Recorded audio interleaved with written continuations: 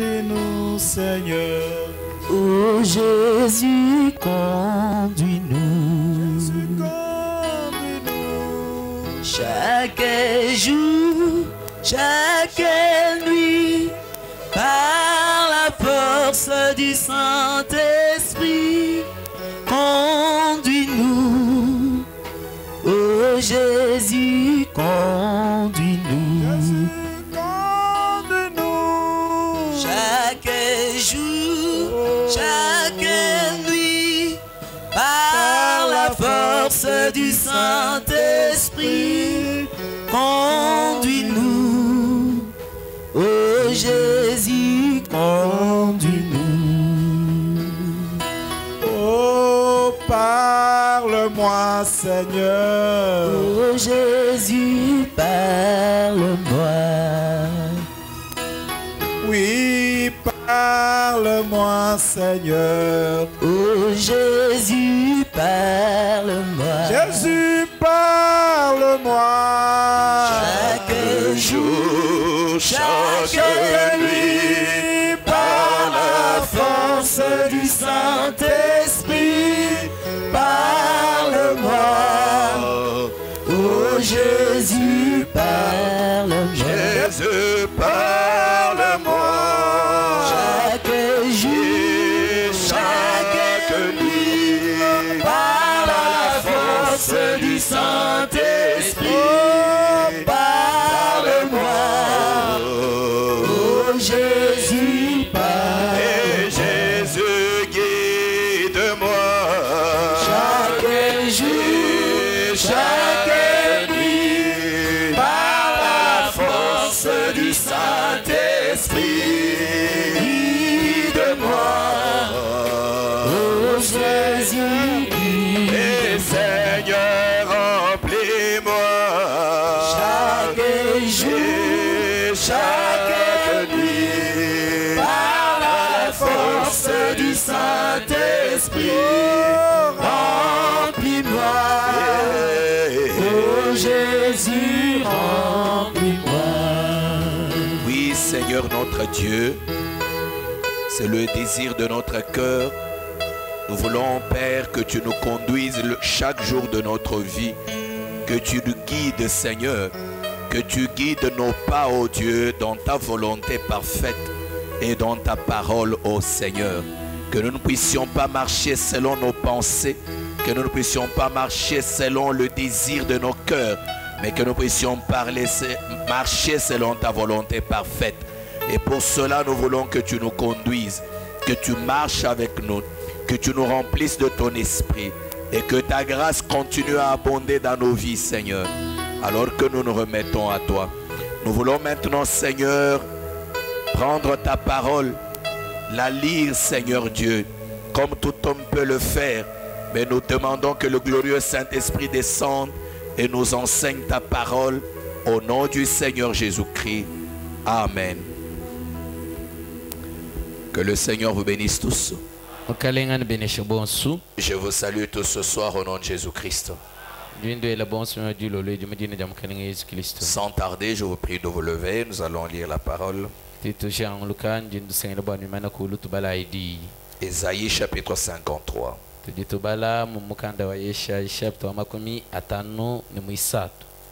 Ésaïe 53. Commençons au premier verset. Qui a cru à ce qui nous était annoncé?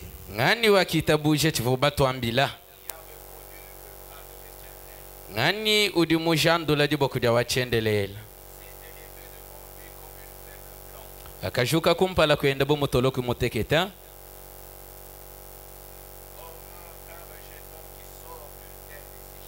mwenza bomutolo kumuteketa uri hatoka mubula babume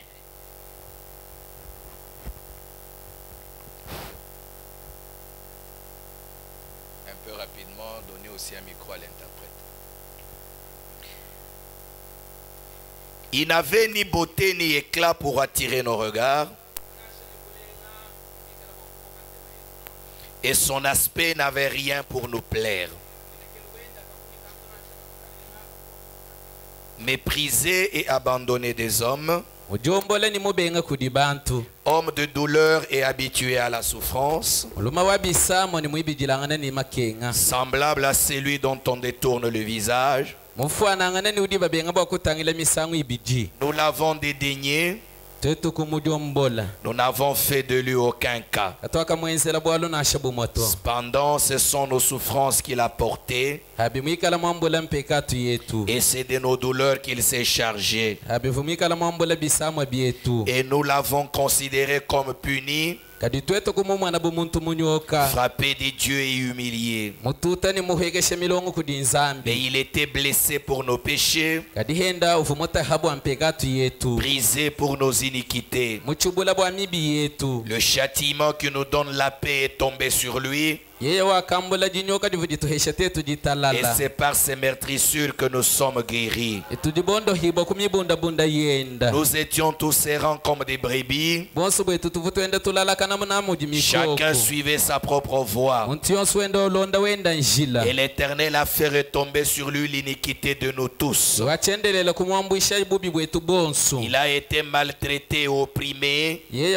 wakakengeshibwa ni kutuchibwa et il n'a point ouvert la bouche. kadi yeye akakakangula mukana mwenda Semblable à un agneau qu'on mène à la boucherie, mufanane ni mwana wa mukoko udi batwala muchishihelo à une brebis muette devant ceux qui l'attendent. mwenzana mbu mwana wa mukoko udi mushala muhuwa kumpala kwa badi bamutula Il myosa n'a point ouvert la bouche. kakakangula mukana mwenda to Il a été enlevé par l'angoisse et le châtiment. chinyongohelo ni kanyinganyinga kibya Et akamushebeya parmi ceux de sa génération, qui a cru qu'il était retranché de la terre des vivants et frappé pour les péchés de mon peuple? ni mukati mwa bantu bamulukongo lwenda mbangani bakita busho bwani wakafwa mututa bwa mpekatu yaba muchisamba chenda On a mis son sépulcre parmi les méchants, akateka lukita lwenda mungati mwa bantu babi son tombeau avec le riche, chidwaye chenda huwa mwani bantu babanji quoiqu'il n'eût point commis de violence nasha muvuyika imwenza chinyangu et qu'il n'eut point de fraude dans sa bouche. nasha muvuyika inijishima mukana mwenda Il a plu à l'Éternel de le briser par la souffrance. kadi byakasangisha wachendelela bwaye kumuchubula ni makenga Après avoir livré sa vie en sacrifice pour le péché, ye mumana kufila moyo wenda bumulambu bwa mpekatu il verra une postérité et prolongera ses jours. yena ikala bwa kumwana kanga nunuina nini ikala bwa kuvudisha matuko Et wenda l'œuvre de l'Éternel prospérera entre ses mains. ni mulimo wachendelela na usonga ngela mu byansa À byenda cause du travail de son âme, ana bwa mudimu wa dimu kwatu musuka wenda il rassasiera ses regards. yeni ikala bwa kumwana bintu bilenga Par sa connaissance, mon serviteur juste justifiera beaucoup d'hommes, mukalenga wanyu mwaka ni ikala bwa kubingisha bantu babuni bikala bwa kumumanya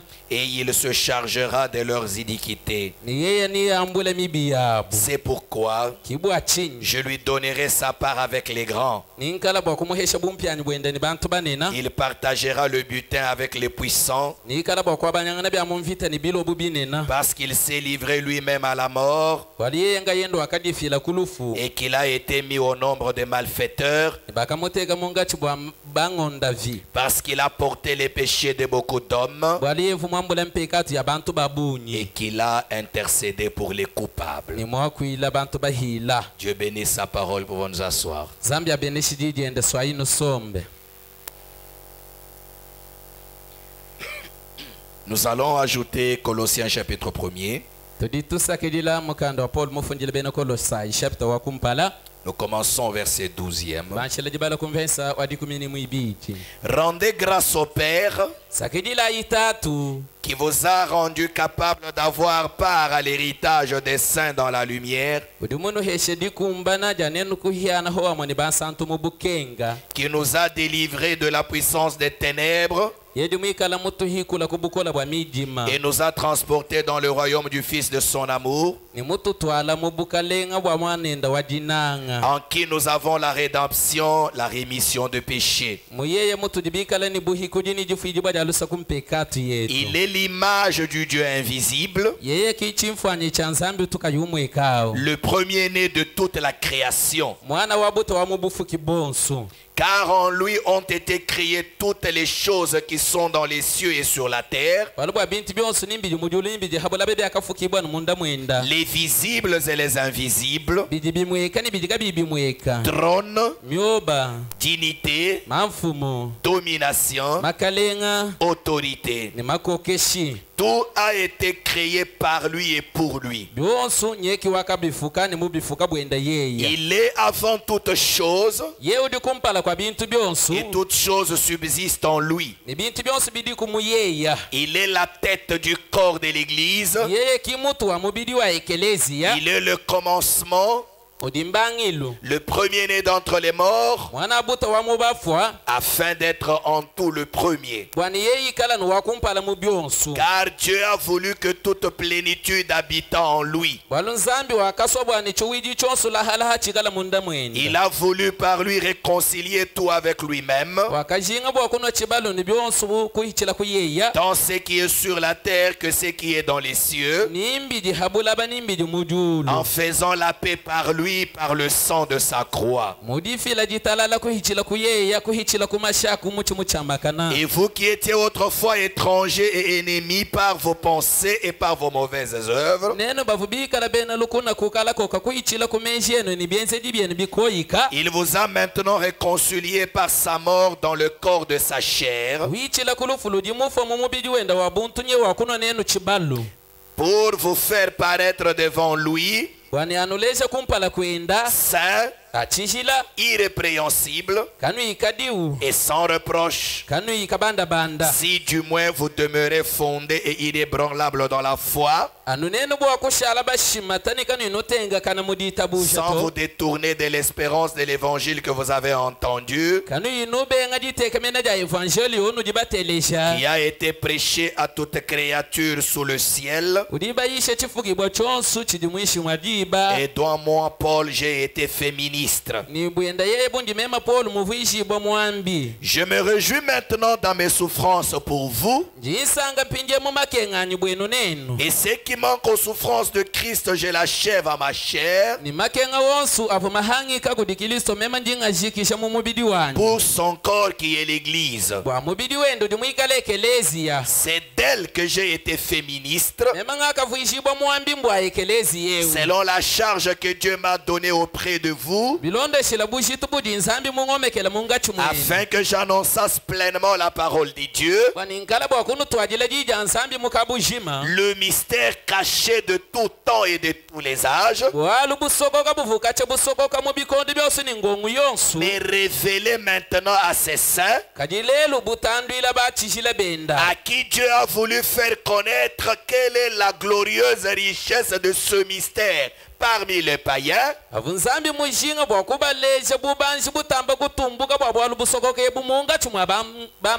savoir Christ en vous, l'espérance de la gloire. C'est lui que nous annonçons, exhortant tout homme et instruisant tout homme en toute sagesse, afin de présenter à Dieu tout homme devenu parfait en Christ. Amen. Amen. Amen. Amen. Que Dieu bénisse sa parole. Je crois que depuis hier, nous avons commencé un enseignement. Le chef-d'œuvre de Dieu taillé au fil des âges. Nous avons dit que nous voulons parler de Dieu comme étant le grand sculpteur et de son chef-d'œuvre qu'il a taillé au fil des âges. Et nous sommes partis d'une illustration que Frère Branham nous a donnée de la statue de Michel-Ange. Michel-Ange qui était un sculpteur et qui avait eu en lui une pensée, une vision de pouvoir taillé l'image de Moïse. Nous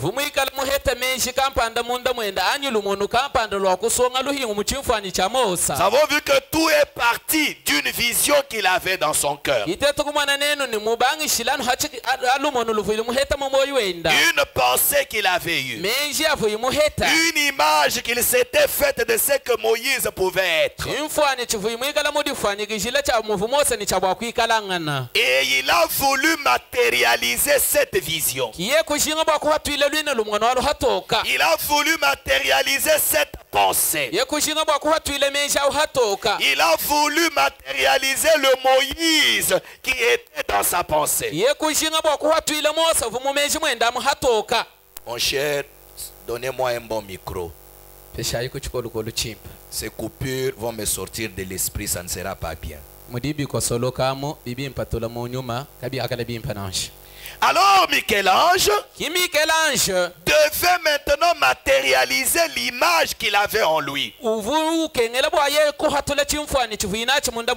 Il s'était représenté Moïse. La manière dont Moïse était. Et il a voulu tailler Moïse pour l'exposer devant le public.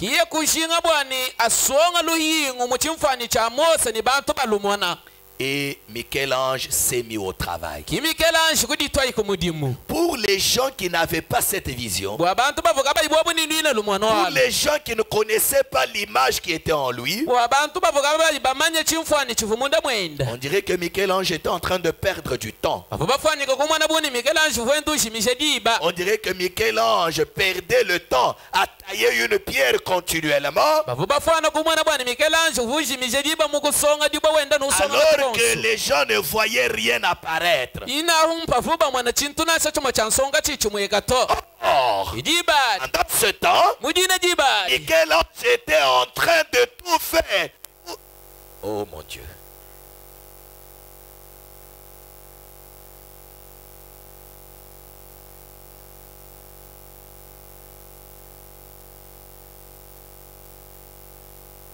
Donnez-moi un autre micro.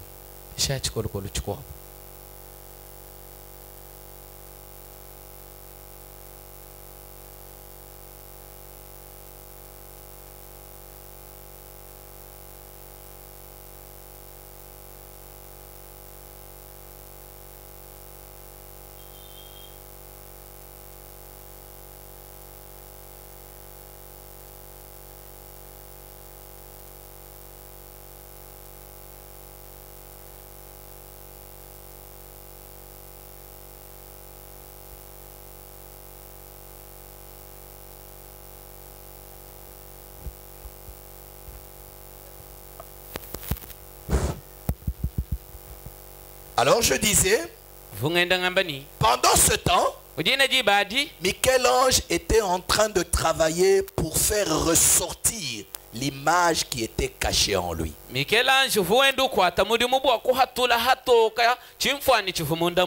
n'y avait que lui qui connaissait ce qu'il voulait réaliser.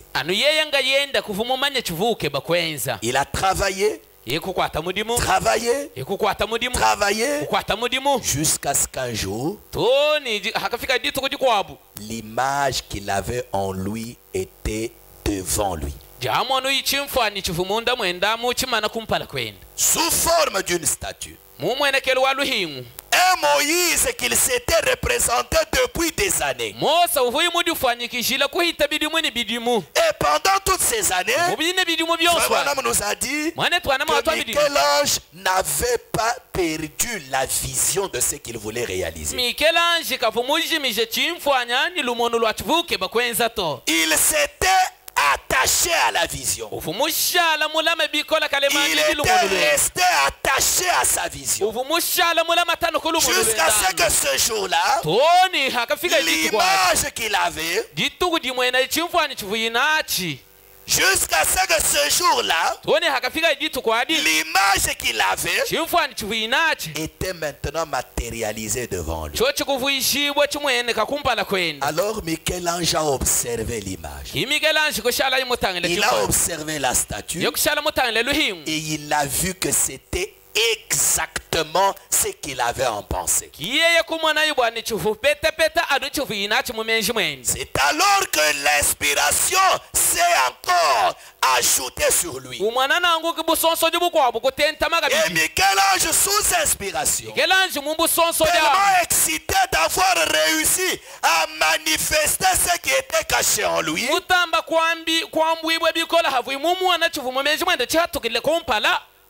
Michel-Ange a pris un marteau qu'il avait en main et il a frappé la statue. Il s'est écrié, parle. Parce que pour Michel-Ange, le Moïse qui était en lui était tellement parfait devant lui qu'il ne lui manquait qu'une chose, c'était de parler comme le vrai Moïse a parlé.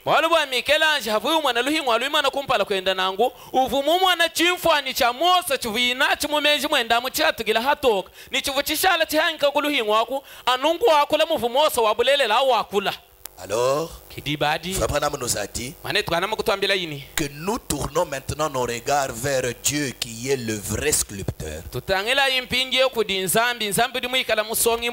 Le grand Dieu qui avait aussi en lui une pensée qu'il voulait réaliser. Dès avant la fondation du monde, ce grand être que nous appelons Dieu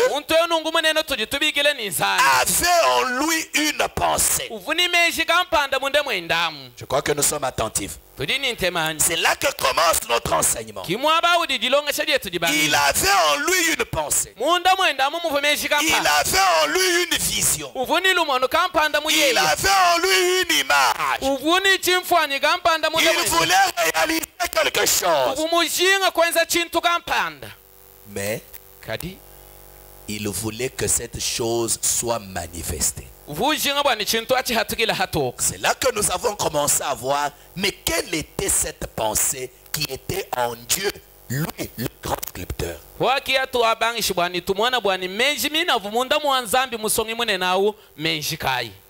Ça va maintenant?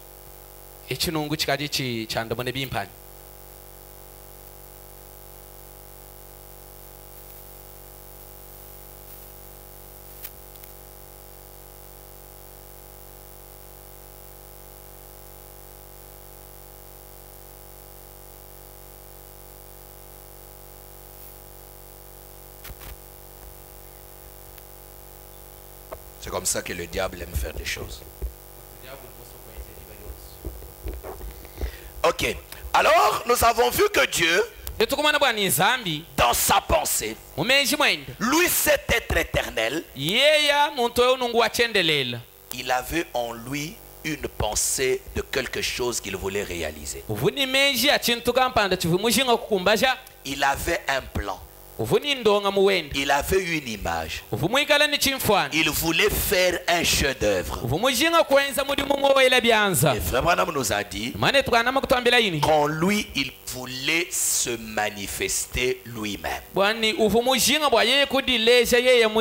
Michel-Ange voulait manifester Moïse. Mais Dieu, la pensée qui était en lui était de s'exprimer lui-même.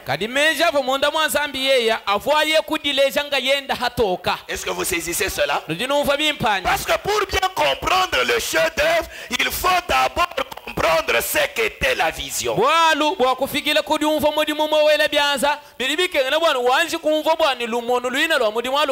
là que vous saurez si le chef-d'œuvre est exactement à l'image de la pensée du sculpteur.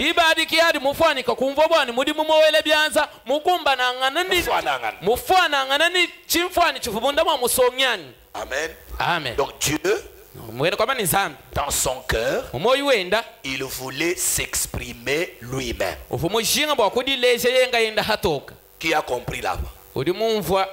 C'est ça d'abord la pensée. C'est que Dieu, qui était un être éternel, qui n'avait pas de forme, à ce moment-là, alors qu'il n'y avait aucune étoile, il n'y avait pas de lune, il n'y avait pas de soleil, il n'y avait personne, il n'y avait même pas devant, rien. Et à ce moment-là, dans le cœur de Dieu, il avait une pensée. Il avait un dessein. Il avait un désir de pouvoir s'exprimer lui-même.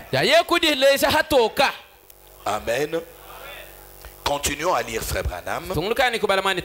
Nous sommes dans Christ et le mystère de Dieu révélé. Nous étions arrêtés au paragraphe 105. C'est là que nous reprenons. 105 à 107. Frère Branham dit: alors, Dieu avait un dessein et un mystère caché. Et c'est de cela que je veux parler à l'église ce matin. Est-ce que vous saisissez cela? Est-ce que vous saisissez cela? Parce que Frère Branham veut dévoiler à l'église le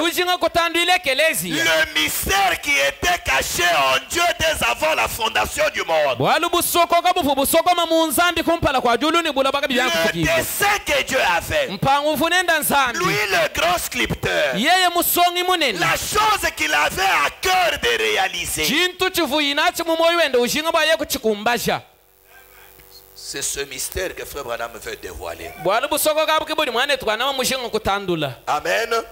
Alors il dit: c'est de cela que je veux parler à l'église ce matin. Du mystère caché de Dieu qu'il avait dans sa pensée dès avant le commencement du monde. Et comment cela s'est dévoilé au fil du temps.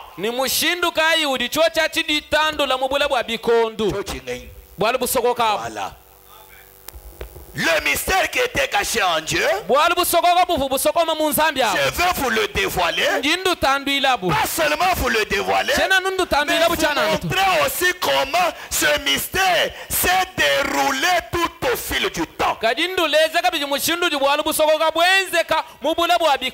Jusqu'à cette heure présente où nous vivons. Voyez? Vous voyez? Alors, vous comprendrez clairement. Là, vous voyez? Vous comprendrez ce que je crois est en train de s'accomplir.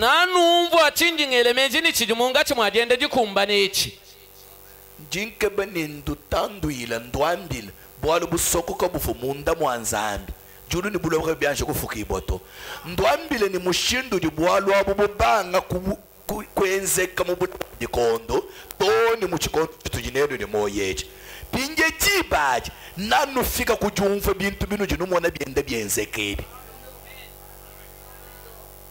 Est-ce qu'il y a quelqu'un qui comprend? Frère Branham dit 106. Le grand mystère de Dieu. Le comment.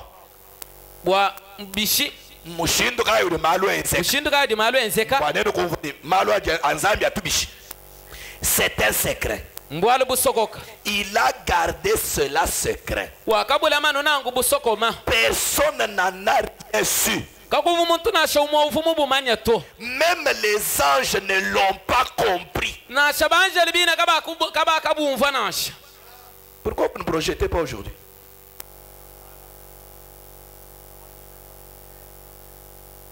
Ok. Alors, même les anges ne l'ont pas compris. Vous voyez? Il ne l'a pas révélé. C'est pour ça que sous notre 7e mystère, mystère, 7e mystère, ça veut dire le 7e sceau. Quand le 7e sceau a été ouvert, il y eut un silence. Pourquoi? Parce que Dieu avait gardé le secret. Il ne voulait pas le dévoiler au cours des âges. Parce que c'est le 7e sceau qui détenait le mystère même de Dieu. Tout le plan était retenu par le 7e sceau jusqu'à la venue du Seigneur. Donc, tout le mystère jusqu'à l'heure et la minute de la venue du Seigneur c'était caché sous le 7e sceau.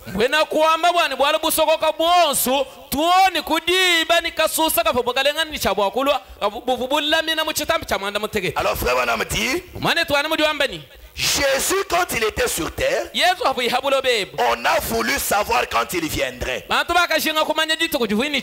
Il a dit, même le Fils lui-même ne sait pas quand ça va arriver. Pourquoi? Parce que Jésus était dans le corps et il y avait des choses qu'il ne pouvait pas connaître en étant un corps dans le temps.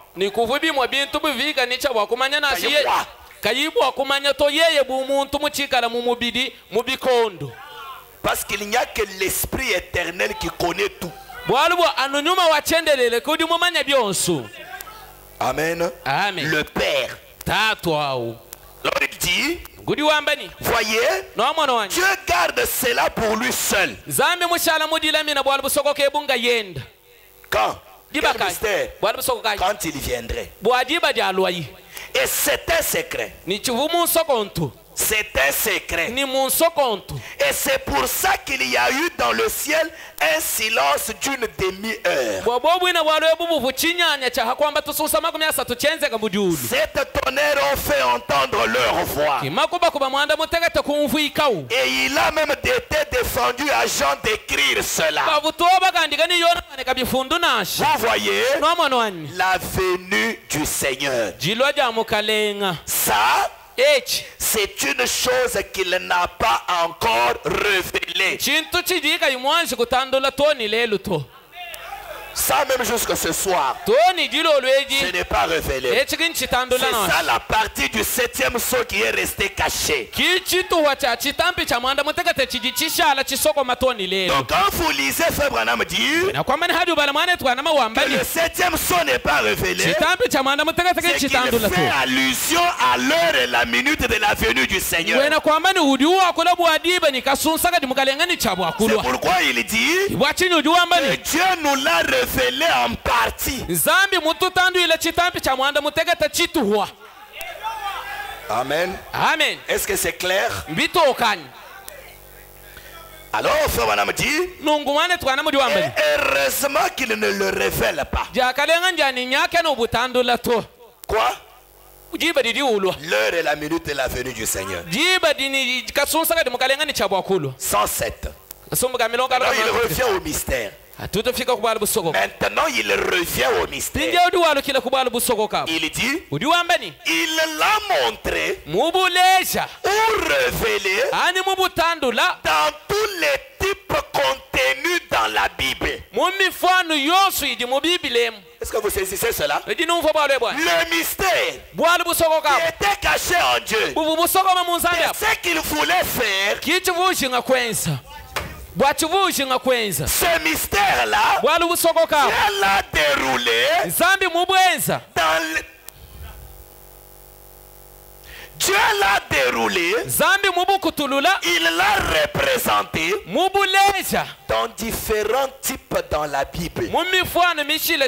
C'est que quand vous lisez la Bible, de Genèse à Apocalypse, tous les types que vous trouvez dedans, toutes les scènes que vous trouvez dedans, toutes les histoires racontées dedans, parlent d'une seule chose, de ce mystère, de ce plan qui était caché en Dieu. Ça veut dire, ça parle du chef-d'œuvre que Dieu devait tailler au fil de temps.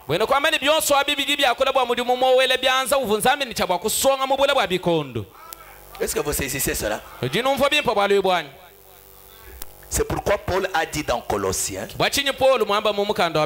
le mystère caché de tout temps et dans tous les âges, mais révélé maintenant à ses saints.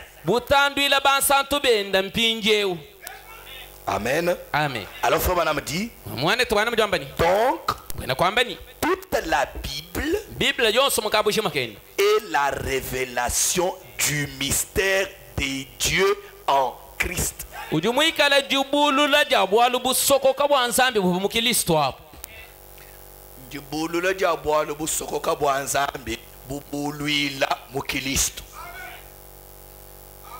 Amen. Amen. Donc toute la Bible est la révélation du mystère de Dieu en Christ.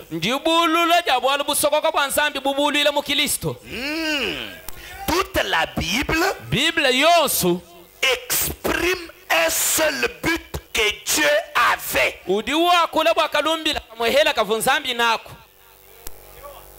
Mes frères, si vous comprenez bien cette chose, vous n'aurez pas de difficulté à comprendre toutes les doctrines de la parole. La Bible, toute la Bible, ne parle que d'une seule chose. Et cette chose, c'est ce seul mystère de Dieu qui voulait s'exprimer. C'est que toute la Bible ne parle que d'une seule personne. C'est que toutes les Écritures ne parlent que d'une seule personne. Quelle personne? Dieu révélé en Christ.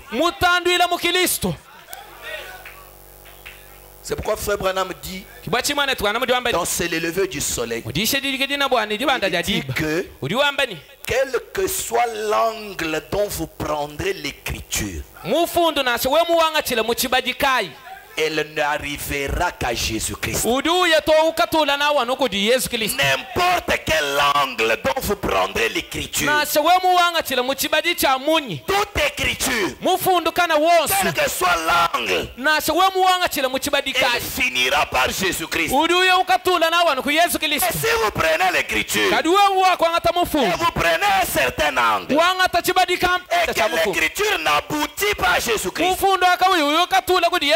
aboutit à Frère Branham ou à quelqu'un d'autre, c'est que vous n'avez rien compris. Parce que toute la Bible ne parle que d'une seule personne.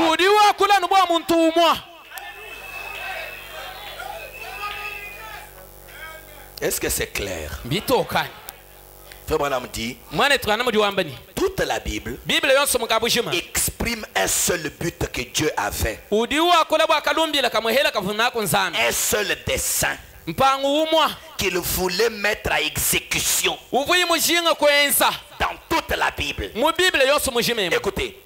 Et tous les actes des croyants dans la Bible étaient des types qui exprimaient le grand but de Dieu. Et maintenant, en ce dernier jour, il l'a révélé et le montre. Et avec l'aide de Dieu, nous le verrons ici même ce matin.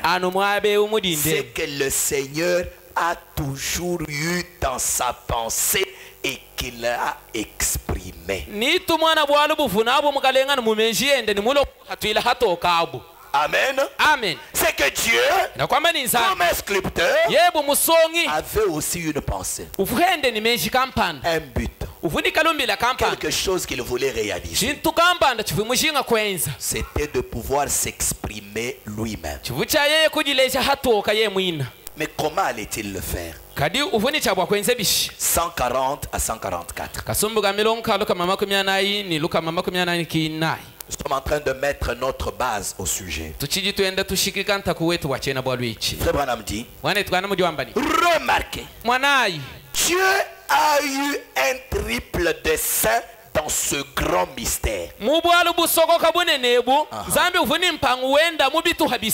Est-ce que vous saisissez? Est-ce que vous saisissez? C'est que la pensée que Dieu avait, l'image qu'il avait, était une seule image de pouvoir s'exprimer lui-même. Et cette expression, Dieu l'avait subdivisée en 3 parties. Qui a compris? Ok, je répète pour vous qui n'avez pas compris. Vous qui n'avez pas levé les mains. Dieu, comme un grand sculpteur, avait aussi une image de pouvoir exprimer un chef-d'œuvre.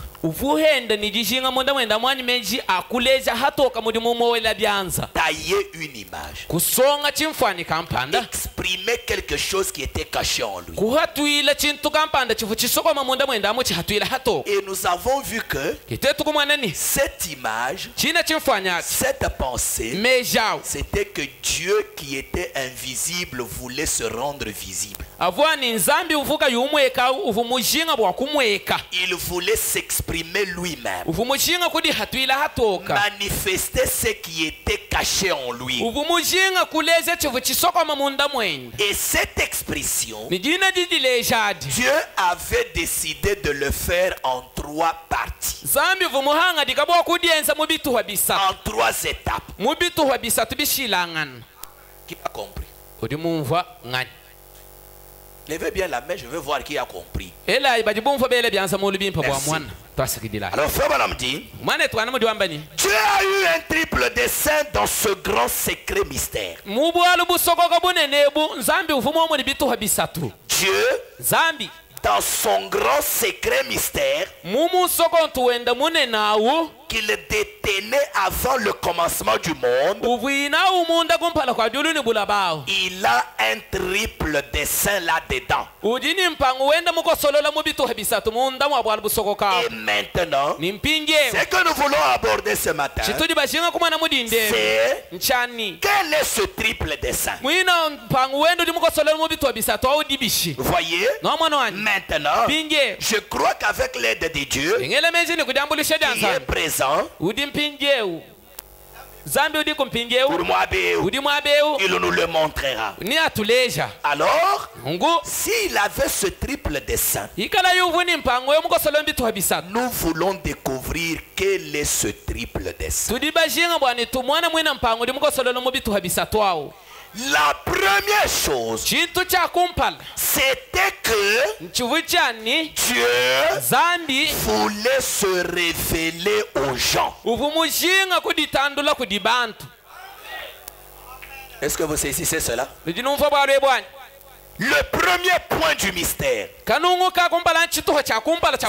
seul mystère, un seul dessein, mais en 3. La première chose, Dieu voulait se révéler aux gens. Amen. Amen. Il voulait se révéler aux gens. Il ne pouvait pas le faire en tant que grand Dieu Jéhovah qui couvrait tout l'espace. Qui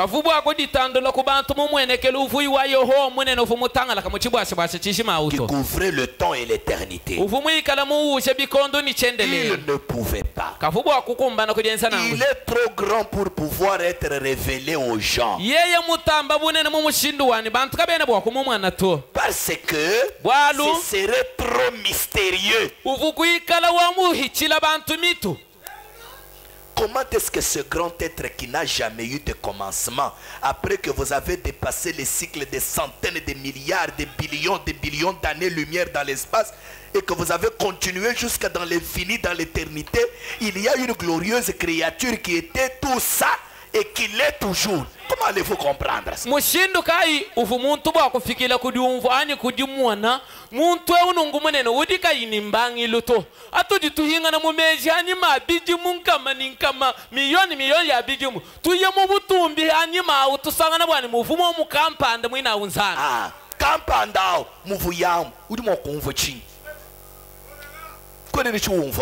Tu ne vas rien comprendre. Personne n'a jamais vu Dieu. C'est pourquoi la Bible dit que sous cette forme-là, comme il était là, personne ne l'a jamais vu. Et personne ne le verra. Mais il voulait quand même que les gens aient une idée seulement de ce qu'il est.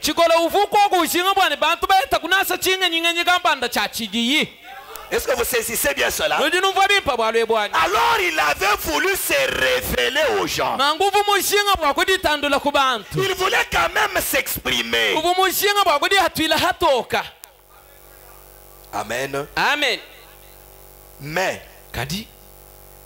ce qu'il voulait faire, il aimait la paternité. Car il était un père.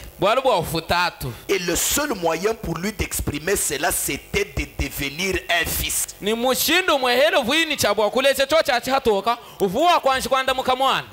que vous saisissez cela? Dieu voulait être père. Mais il n'y avait pas de fils. Il allait être le père de qui? C'est ce qui fait que quand il fait commencer le dévoilement, Dieu d'abord se crée comme fils. C'est pourquoi Colossiens a dit que Jésus est l'image du Dieu invisible. Et il est le premier-né de toute la création. C'est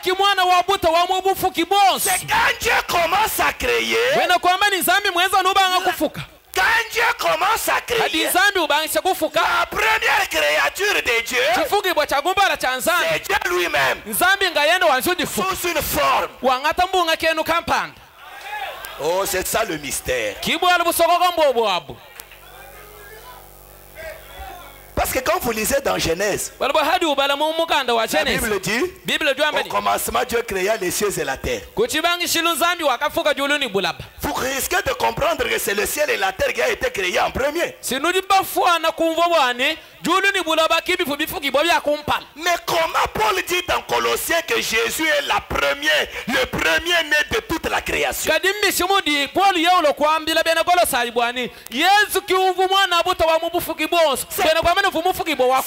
C'est que Jésus a existé avant de naître de Marie. C'est pourquoi il dit aux pharisiens, avant qu'Abraham fût, moi je suis. Oh, le je suis, ce n'est pas le corps. Mais le je suis, c'est le Fils qui a existé avant toutes les autres créatures.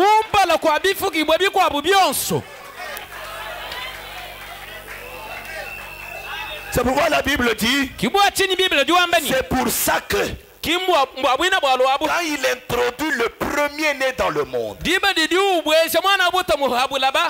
le premier-né dit, Seigneur, tu n'as voulu ni sacrifice ni offrande, mais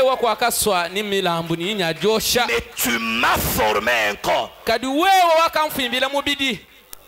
C'est qu'il existait avant le corps. Mais le Père lui a formé un corps. Et ça, mon ami témoin de Jéhovah ne comprendra pas. C'est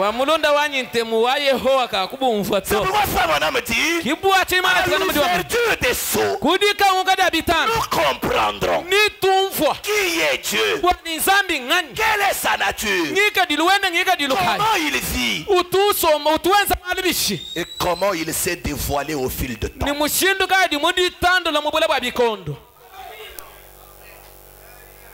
Amen. Amen. 144. Deuxièmement, premièrement, c'était se révéler aux gens.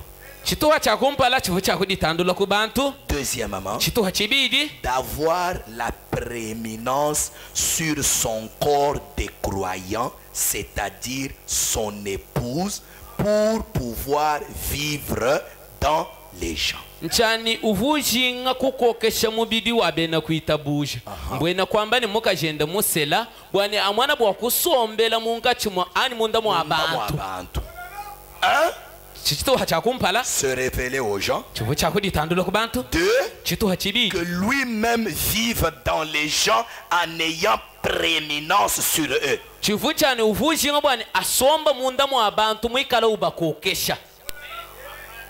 Oh, je ne sais pas si vous pouvez voir cela.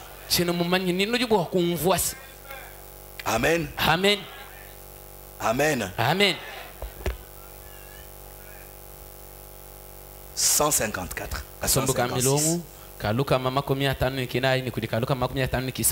Premièrement, s'exprimer entièrement. Dieu en Christ.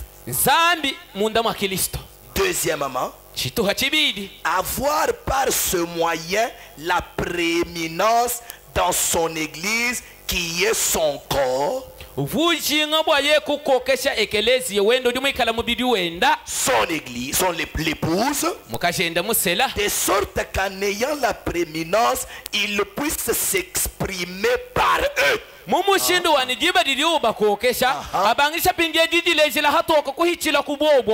vous comprenez que le seul but c'est Dieu veut s'exprimer. Mais dans le premier point, il s'exprime par un seul homme. Dans le deuxième point, il s'exprime par un peuple. Toujours lui. Si je peux enjamber, c'est pour dire que même quand il s'exprime au travers de Branham, ce n'est pas Branham, c'est toujours lui, c'est dans le plan. Même si vous avez dit que vous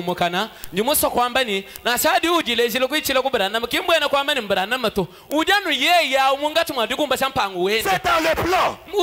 Dieu voulant s'exprimer par son église.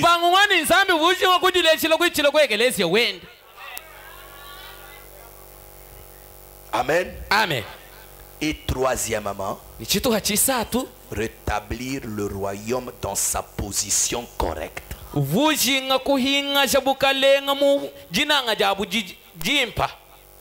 Perdu par le péché du premier Adam.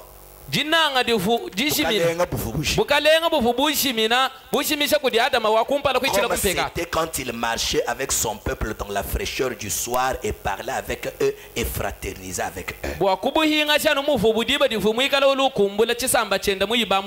vous comprenez que déjà dès avant la fondation du monde, comme nous l'avons vu hier, Dieu qui voulait être sauveur, Dieu qui voulait être sauveur devait créer une circonstance pour qu'il y ait le péché. Et que l'homme tombe. Et que lui vienne le sauver. Et c'est pour ça qu'il avait déjà prévu dans le plan qu'à la fin, il va rétablir le royaume qu'Adam va faire tomber par le péché.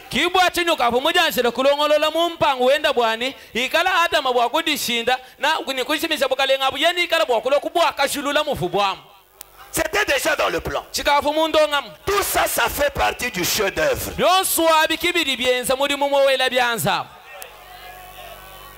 Est-ce que vous saisissez cela?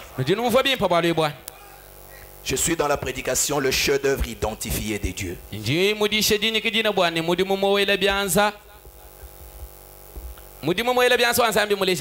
Prêché le 5 décembre 64. Au point 28. Frère Branham dit, détournons maintenant nos pensées de Michel-Ange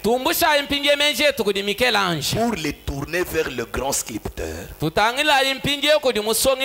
le Dieu Tout-Puissant, qui au commencement, avant qu'il y eut un jour ou l'aube d'un jour,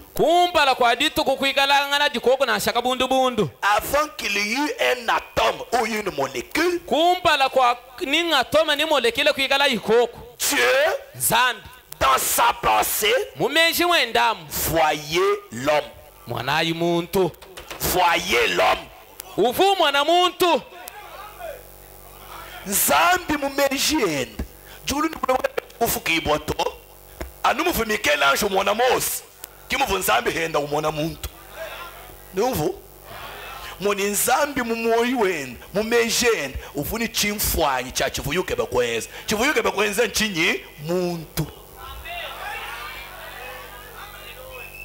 Naba inkonvoi. Moni nzambi havuyuke bakujileja hatoka. Uvuke bakujileja hatoka mumwenekelu wa muntu. Est-ce que nous sommes là? Est-ce que cela nous pénètre bien? Donc, Michel-Ange avait une vision. Quelle était sa vision? Moïse. Dieu,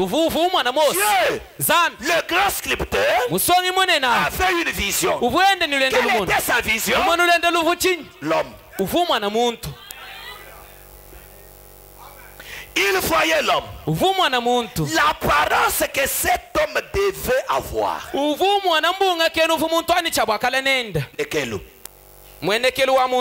Ce qu'il devait être. Et comment il devait agir. Et il voulait que cet homme soit une partie de lui. Il l'a donc fait à son image. Et il l'a créé à la ressemblance de Dieu.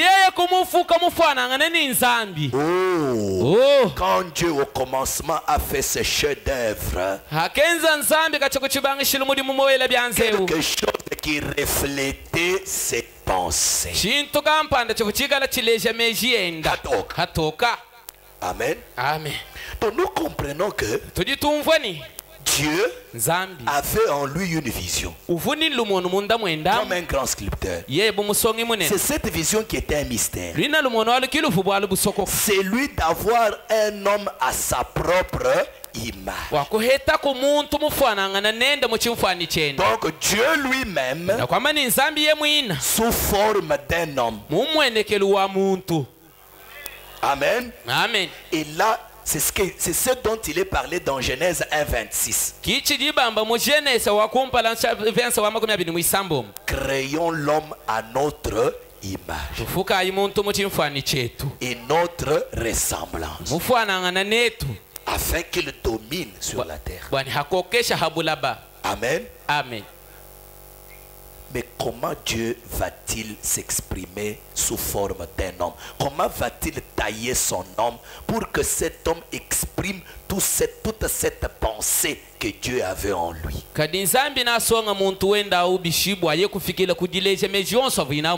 C'est là que Dieu commence maintenant le travail. Comment il va commencer? Comme nous l'avons dit, dès avant la fondation du monde, Dieu n'avait pas de forme. C'était un être qui n'avait pas de forme. Une grande fontaine d'esprit que vous ne pouvez voir de vos yeux, que vous ne pouvez comprendre. Dieu est tellement mystérieux que vous ne pouvez pas le comprendre. Alors, pour maintenant commencer son chef-d'œuvre, cette grande fontaine invisible d'esprit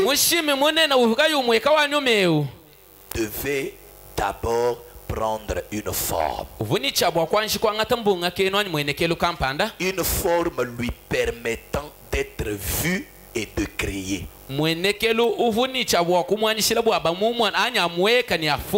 Est-ce que vous êtes là? Est-ce que vous êtes là?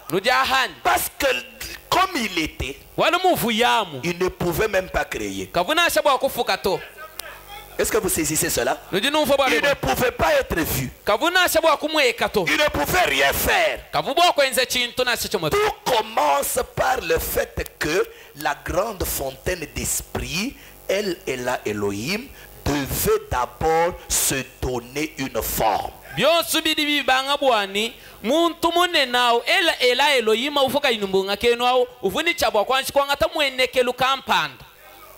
Se faire un corps. Est-ce que vous saisissez cela? C'est là que El Ela Elohim, la grande fontaine d'esprit, va détacher une partie de lui-même et va en faire un corps. Un corps qui avait la silhouette d'un homme comme vous êtes, mais qui était un corps spirituel. C'est ce que l'on appelle dans le langage théologique la théophanie.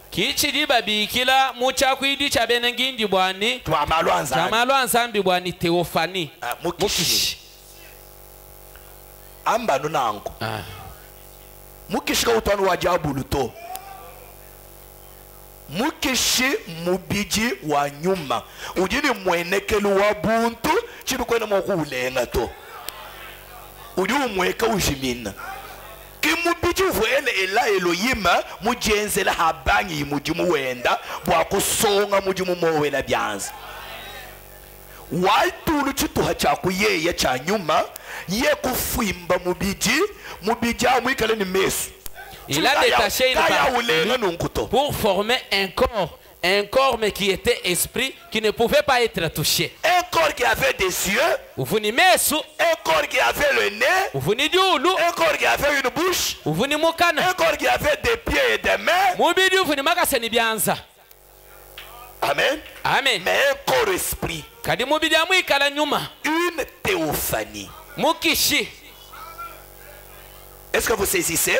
Et ce corps, c'est ça ce que la Bible appelle le logos. Amen. Amen. La théophanie, le logos, ou la colonne de feu. Amen. Amen. C'est pour ça que frère Branham, quand il vous parle de l'ange qui venait le visiter, c'était un homme. Mais ce n'était pas un homme de chair. Mais c'était une théophanie. Un corps esprit. Le logos. Cette colonne de feu. Jusque là on a compris. Maintenant, quand il fait ce corps, c'est ça ce que la Bible appelle le Fils de Dieu. Donc le Fils de Dieu, c'est Dieu qui s'est créé lui-même. Le Fils de Dieu n'a pas existé avec ce corps. C'est pourquoi frère Branham dit que le Fils de Dieu, c'est le Saint-Esprit. C'est vrai que le corps là était le Fils de Dieu. C'est vrai que. Mais le Fils de Dieu a habité dans ce corps.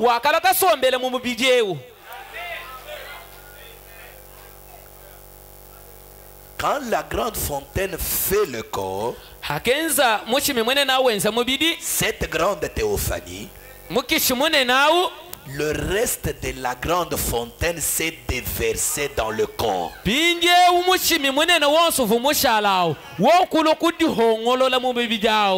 Dans cette théophanie, c'est que maintenant la grande fontaine a eu une forme.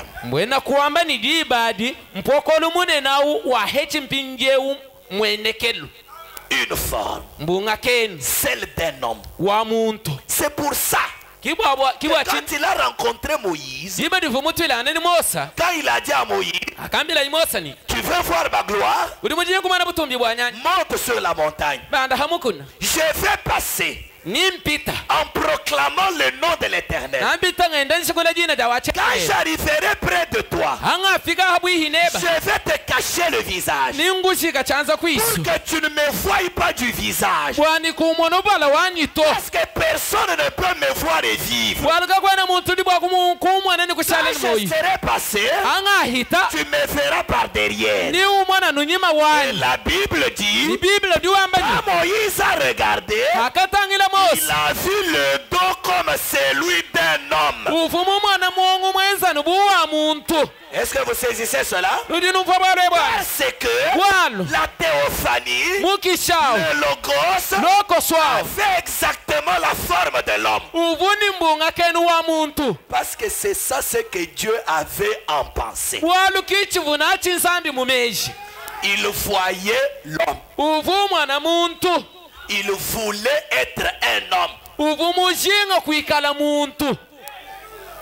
Est-ce que vous saisissez cela? C'est pour ça que quand il se crée lui-même,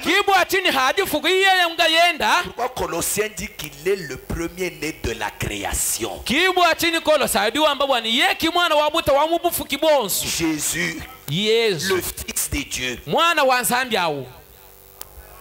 celui qui a existé avant ce Jésus.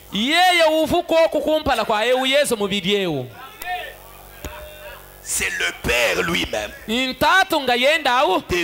son propre fils, pour en faire être Père.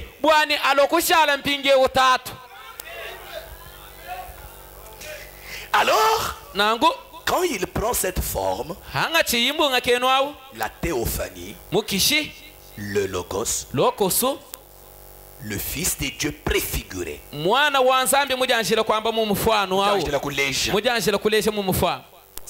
ce que la Bible appelle encore la parole.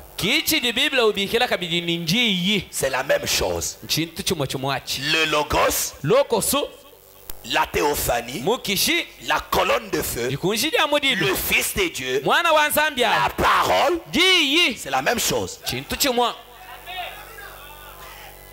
Quand il crée cette théophanie et qu'il entre dedans, c'est là maintenant que le commencement commence, si on peut se permettre la tautologie.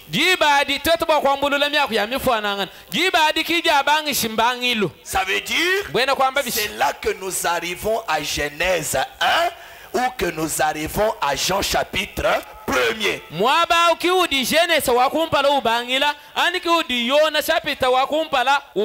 C'est que la création a commencé avant Genèse 1. Dieu s'est d'abord créé lui-même pour enfin créer autre chose. C'est pour cela que Paul dit dans Colossiens, réalisez bien, c'est un chapitre très riche. Paul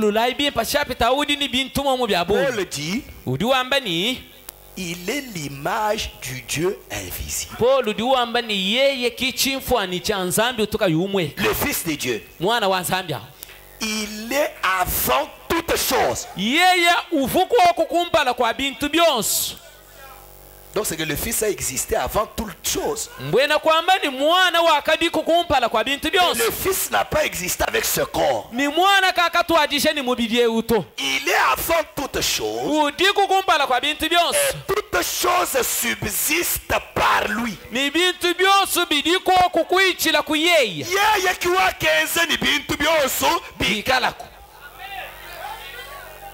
Est-ce que vous saisissez cela?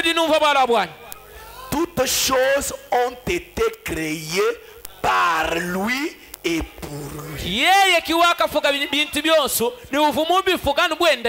Le Fils. Pourquoi? Parce qu'il est la parole. Et cela rejoint Jean chapitre 1er. J'aimerais que nous lisions. La Bible dit, au commencement était la parole. Si nous pouvons le lire autrement, au commencement était le logos. Au commencement était la théophanie. Au commencement était le Fils de Dieu. Au commencement la parole. Écoutez. Et la parole était avec Dieu. Et la parole était Dieu. Au commencement était le Logos. Et le Logos était avec la grande fontaine. Et le Logos était cette grande fontaine.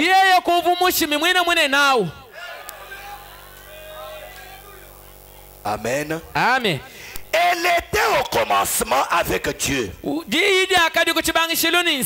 Toutes choses ont été faites par elle. Et rien de ce qui a été fait n'a été fait sans elle.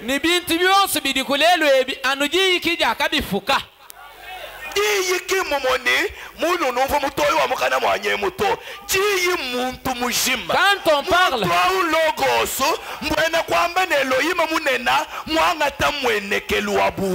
parle, de la parole, là, ce n'est pas la voix que vous entendez ici.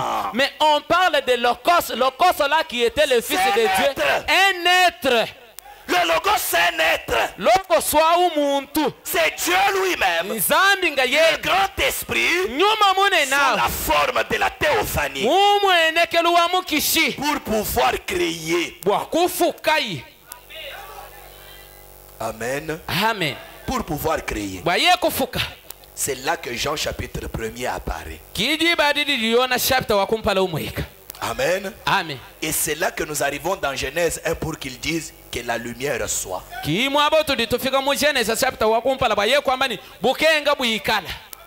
disait que la lumière soit? Le Logos. Dans lequel la grande fontaine habitait. C'est pourquoi Frère Branham dit que la colonne de feu, c'est le tabernacle de Dieu. Amen. Amen.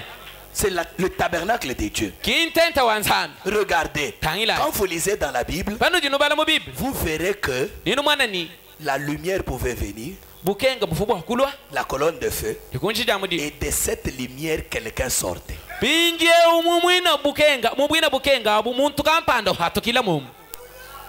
C'est le voile de Dieu.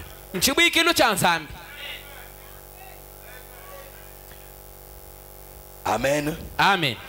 Je vais lire une seule citation et nous allons arrêter pour ce soir.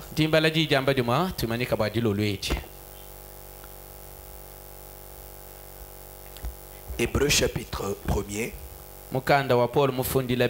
Non, c'est un message de Frère Branham. 21 août 1957.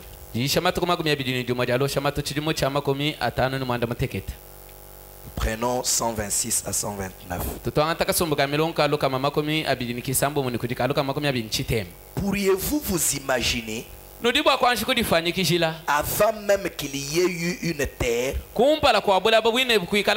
avant qu'il y ait eu une lumière, avant qu'il y ait eu une étoile, avant qu'il y ait eu quoi que ce soit, pourriez-vous vous imaginer, il y a eu une grande fontaine qui sort de l'esprit.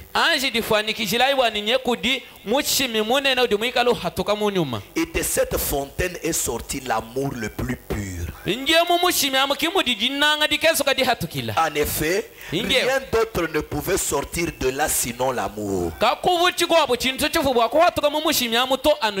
Ce que nous appelons l'amour aujourd'hui, c'est un amour perverti. Mais juste comme nous obtenons un extrait et un petit peu de cet amour en nous, cela change toute notre façon de voir. Puis, de là, de cette fontaine principale, de ce diamant, est sortie une autre rivière. Et elle a été appelée la justice. La justice parfaite. Maintenant, c'est la raison pour laquelle nous devrions avoir la loi. C'est la raison pour laquelle la loi doit avoir une sanction. Si une sanction ne suit pas la loi ne fait aucun bien. Et quand la sanction était prononcée par la loi, c'est qui produit la mort. Il n'y avait personne qui pouvait payer la rançon en dehors de Dieu lui-même. Et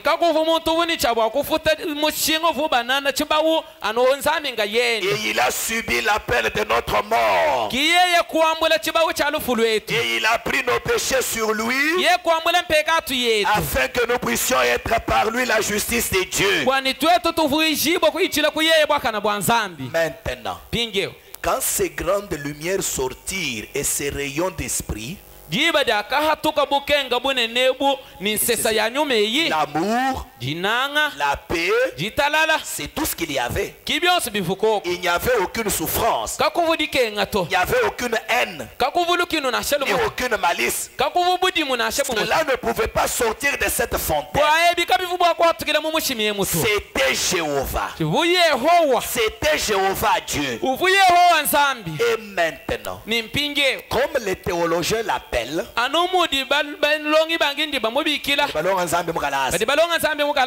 cela sortit une théophanie qui était appelée dans les Écritures le Logos. Le Logos qui est sorti de Dieu.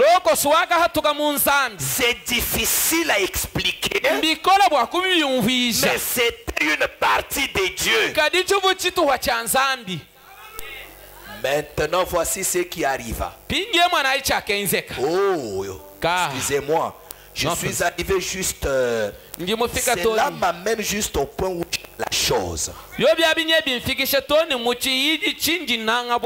vous, le Logos et cette grande fontaine, cette grande fontaine de l'esprit, qui n'avait ni commencement ni fin, ce grand esprit a commencé à prendre forme dans la création. Et le Logos qui en est sorti, c'était le Fils de Dieu. C'était la seule forme visible que l'Esprit ait eue. Uvunyuma mwangata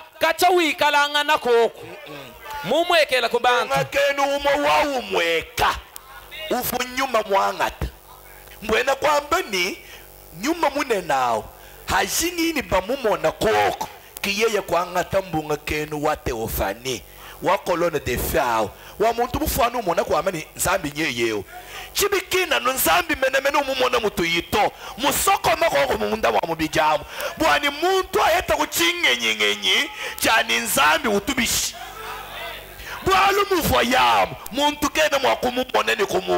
Parce que personne ne pouvait le voir ni le comprendre tel qu'il était là. C'était la seule forme visible que l'esprit ait eue. C'était une théophanie, ce qui signifie un corps, et ce corps était comme celui d'un homme. Amen. Amen. Frère Branham dit, c'est le même type de corps que nous recevons quand nous mourons.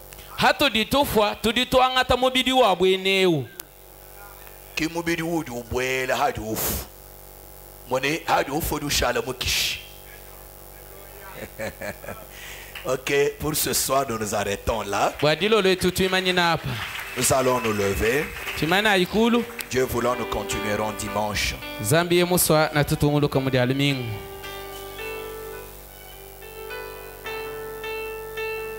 Levez-vous s'il vous plaît. Quand vous dites de vous lever, vous levez. Nous voulons maintenant adorer le Seigneur et prier. tulibajenga kukukwila mukalenga mpindio